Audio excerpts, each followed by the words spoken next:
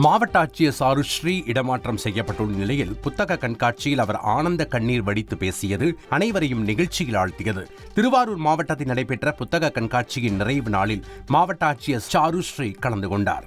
இந்த நிலையில் ஆட்சியரின் பணியிட மாறுதல் குறித்து 10 வயது மாணவர் தேவதீரன் என்பவர் கவிதை வாசித்தார். இதனைத் தொடர்ந்து பேசிய ஆட்சியர் மகிழ்ச்சியில் கண்ணீர் வடித்தபடியே பேசினார். தன்னுடைய 2 ஆண்டு பதவி காலத்தில் 3 முறை புத்தக கண்காட்சி நடத்தியிருப்பது தனக்கு நிறைவை அளித்திருப்பதாக அவர் தெரிவித்தார்.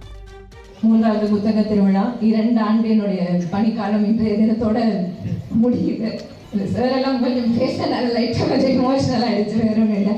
ஸோ 3வது புத்தக திருவிழா 2 ஆண்டு பணிக்காலத்தில் 3 புத்தக திருவிழா நடத்துனது எனக்கு ரொம்ப ஒரு பெருமையான விஷயமாக இருக்கு.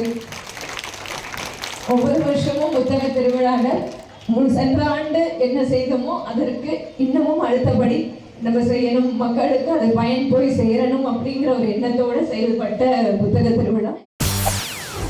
செய்திகளை உடனுக்குடன் தெரிந்து கொள்ள உடனே சப்ஸ்கிரைப் பண்ணுங்க.